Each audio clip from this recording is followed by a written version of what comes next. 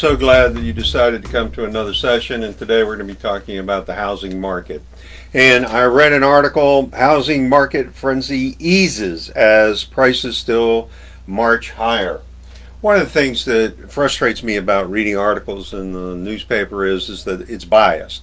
And they're trying to send mixed messages and confusion, and I really get tired of that. So I delve into the articles and really try to see what they're trying to say. And there are articles that use percentages that have nothing to do with the numbers that are further into the article, and that drives me nuts because I am a numbers kind of guy. So reality is that media has a huge effect on the marketplace. If they post that the sky is falling, nobody's going to go out and check it. They're just going to start believing it. It's just amazing to me that you go on Facebook and somebody posts a fact. And reality is that it's never been referenced, it hasn't been checked, and it's a bunch of hype. So anyhow, so I keep reading these articles, and one of the things is that the reporter writes home sales are down 9.5%. Well, they don't explain why it's down 9.5%. It's the total number of houses that were on the market in one month are down in the next month. That's the reason why the sales are down. The sales are still going strong. It doesn't say that in the article, but that is true. Agents are seeing the market and the number of houses and the sales and the length of time that the house is on the market shrinking. It is still going gangbusters. That's why prices are still going up. I personally believe that this housing market's going to stay, and the reason why is everybody refinanced at that 3%. That's free money. 4% free money. 5%, that's a little bit more difficult to be able to make the numbers work as far as a rental or an Airbnb, but it's still doable. So what I'm telling you is that a individual that recently refied the house, they like the neighborhood, they like their neighbors, they like the house. It may be too big, but because they were able to pull money out and the payment didn't change, it went down, they are now remodeling the house, and bingo, they're much happier. So they're going to stay. And if people aren't moving and they're staying, wait a minute. The only people that are really moving are the people that are dying and the people that have to because the house is eating them alive. Either it's dilapidated and falling down around them, or they can't go and walk around the house because there's stairs and they don't have the strength or the energy or the knees or the back to be able to do that.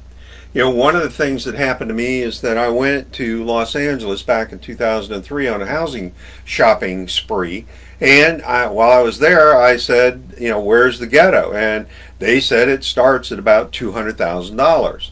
And I was like, wow, that's pretty interesting. Well, understand that what's happening in the marketplace is that low-income housing is being lost at a rate of around 30%. Let me rephrase that.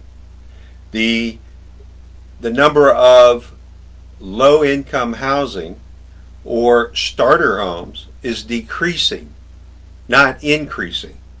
So one of the things that happens is that I happen to look at areas and a specific mean price point.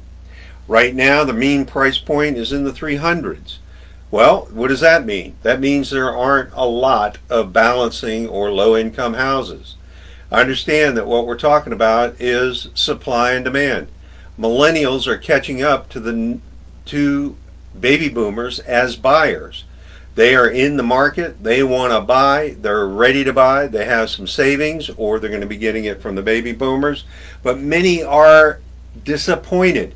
That doesn't mean that they aren't sitting there ready and waiting and hungry to buy a house. It just means that they've had an attitude change and they're going to need to take a break. Well, let them take a break. The housing market is going fast, and they're foolish for waiting. You got to get in the market. You got to stay in the market. I've been buying houses. I've been selling them. I've been getting overpriced offers. I'm very excited. I also have rentals. Rentals don't stay on the market. That means that the demand is high.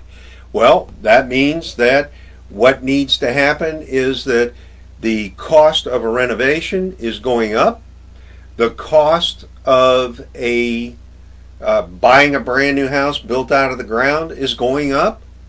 So housing starts are not a whopping part of the market. Housing starts last month were only 0.4% of the market. You spill more than that. So what needs to happen is that we need to get into the market. We're not talking, and hyperinflation is eating your down payment and causing housing prices to go up. Understand that we as men happen to be, feel that our ego and our sexuality and our whole life centers around money. Well, inflation is eating that ego up. Housing prices are causing us not to be able to buy houses. Well, that means that our male ego and sensitivity and is all tanking, and we're getting depressed and we're getting anxious, and that is going to cause different performance issues in the bedroom. So men, if you have control and you want to buy a house, get in the market. It's going to help that bedroom performance, because you're going to feel so much better after your house goes up 12% at the end of the year. Go ahead, make a comment. Let's talk about the housing market and what's happening. I look forward to your comments.